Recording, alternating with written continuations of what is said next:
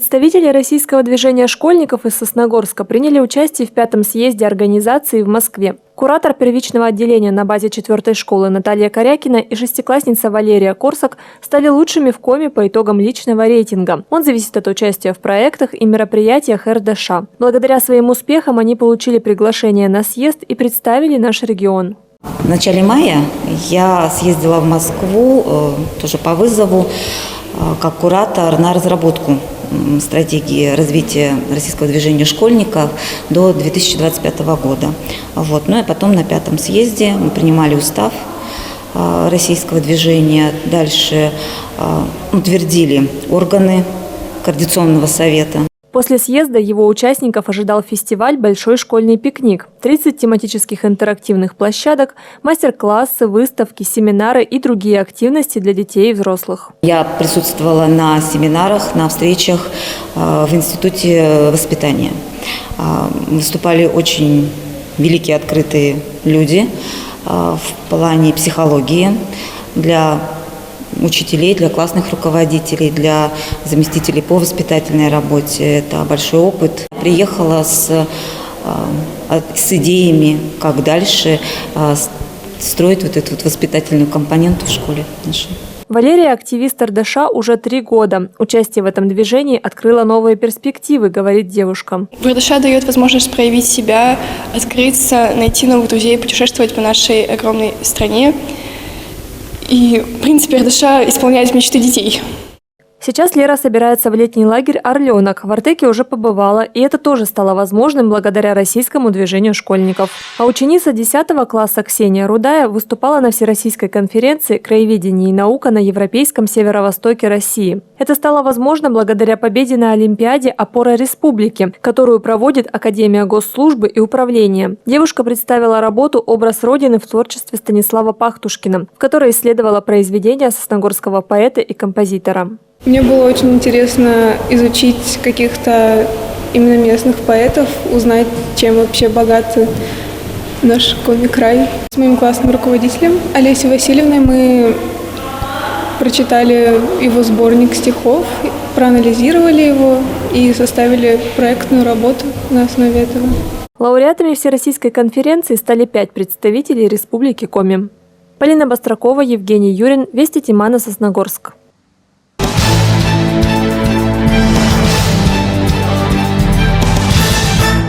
Театральная студия «Пилигрим» городского дома культуры «Горизонт» представила свою новую работу. Очередным спектаклем, поставленным артистами, стала «Поллианна». Постановка основана на повести американской писательницы Элинор Портер. Надо радоваться всегда. Проснулся и радуйся. О чем еще?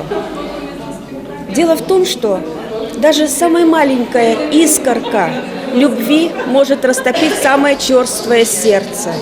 Это о том, что человеку нужна семья.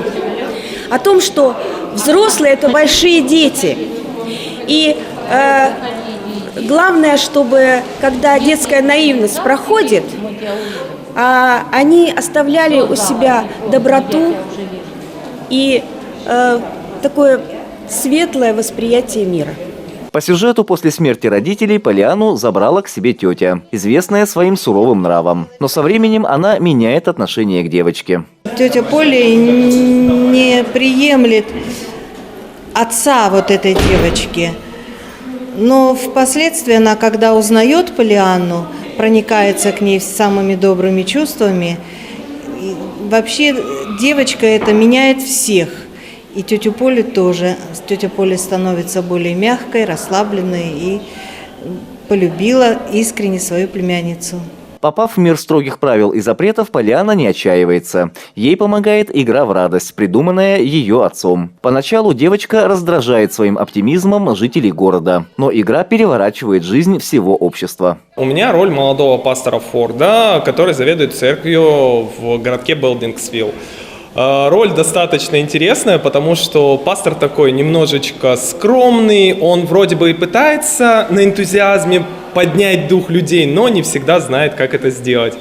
Роль эта близка тем, что, наверное, моя работа частично связана с наставлением молодежи на путь истинный, выразимся так. И вообще роль яркая, красочная, и пастор меняется Он сначала думает о негативе, о том, как наставить людей на путь истины, что вот вы нехорошие люди, там отнимаете дома у вдов, не приносите правильный урожай. А в конце, за счет Полианы, он уже думает о любви и радости. Образ Полианы на сцене «Горизонта» воплотила участница студии «Пилигрим» София Бологова. Для девушки это не первая главная роль. Ранее она сыграла девушку Апрель в спектакле «Танцы плюс». В этом городе все серо, все грустные, мрачные. А девочка Поляна, она очень жизнерадостная, видит только во всем хорошее и меняет этот город постепенно. Я немного работала над Поляной, потому что наш с ней типаж очень схож. Я тоже очень жизнерадостная, вижу только хорошее. Премьеру спектакля «Полиана» в стенах «Горизонта» увидели более 100 любителей театра. Стоит отметить, что обладатели пушкинской карты смогли посетить представление бесплатно. Андрей Калиничев, Евгений Юрин, Вести Тимана, Сосногорск.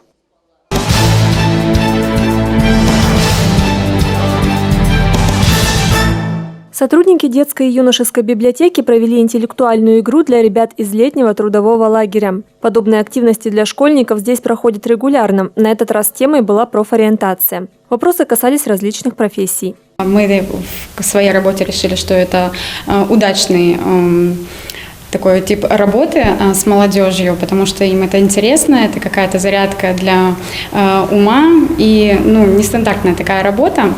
Нестандартные темы, которых у них нету в школе. Поэтому мы выбираем такие интересные темы, которые вроде бы как им и понадобятся в дальнейшем в жизни. Я была на этих играх, и всегда игры проходили очень весело. Каждая игра была по-своему интересна, и они были трудные. Первая смена летних трудовых лагерей в нашем районе стартовала 1 июня. Дети с 14 до 17 лет заняты по несколько часов в день. Они выполняют несложную работу согласно трудовому законодательству, которое оплачивается образовательной организацией и центром занятости. Также в лагере для ребят предусмотрено питание и досуговая программа. За время лагеря мне больше понравилось это поход в пожарную часть. Мне это было очень интересно, потому что профессия тоже связана с спасением жизни, как я хотел бы поступать на фельдшера скорой помощи. Моя мама работала в реанимации.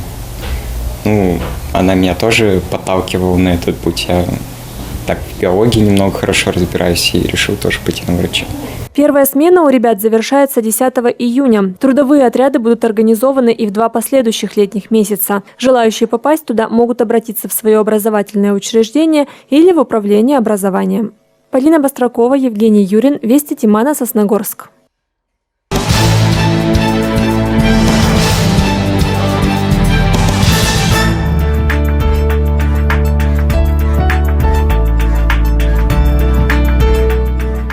Республиканская ежемесячная денежная выплата предоставляется гражданам, имеющим право на ее получение в соответствии с законодательством Республики Коми и не являющимся получателями федеральных ежемесячных денежных выплат.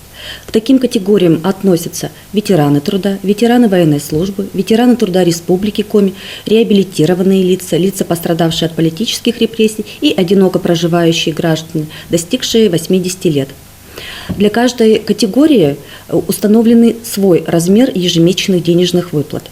Часть республиканской ежемесячной денежной выплаты может направляться на предоставление набора социальных услуг, который для каждой категории тоже свой.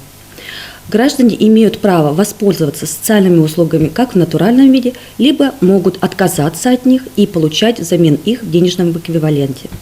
Чтобы отказаться от социальных услуг, либо от одной из них, необходимо подать заявление в Центр социальной защиты населения по городу Сосногорску об их отказе на следующий год до 1 октября. И наоборот, если гражданин желает воспользоваться социальными услугами, ему также необходимо до 1 октября текущего года подать заявление об их возобновлении. То есть указанные заявления об отказе от набора социальных услуг, либо о возобновлении их предоставления подаются в текущем году до 1 октября на следующий год. Гражданин подает такое заявление только в том случае, если он желает отказаться, либо получать эти социальные услуги в натуральном виде. Обращаем внимание граждан, получающих республиканскую ежемесячную денежную выплату по категории реабилитированные лица и лица, пострадавшие от политических репрессий, что в связи с изменением в закон Республики Коми о социальной поддержке населения их перечень социальных услуг дополнен новой социальной услугой в виде санаторно-курортного лечения. На сегодняшний день для данной категории граждан набор социальных услуг состоит из изготовления и ремонта зубных протезов и лекарственного обеспечения. Новая социальная услуга в натуральном виде будет предоставляться гражданам, начиная с января 2023 года, которые сохранили право на ее получение и не отказались от нее. Социальная услуга в виде санаторно-курортного лечения будет предоставляться в порядке очереди при наличии медицинских показаний и отсутствии противопоказаний для санаторно-курортного лечения. Для этого обращаться с заявлением в орган социальной защиты не нужно. Нужно будет обращаться в медицинскую организацию, чтобы там поставили гражданина на очередь и, соответственно, уже потом при наличии показаний предоставили ему это санаторно-курортное лечение. В случае, если гражданин желает отказаться от этой новой социальной услуги в виде санаторно-курортного лечения, то до 1 октября 2022 года необходимо подать заявление в орган социальной защиты об отказе от этой услуги на 2023 год. Подать заявление от этой новой услуги можно как непосредственно Центр социальной защиты населения по городу Сосногорску, так и через любой многофункциональный центр.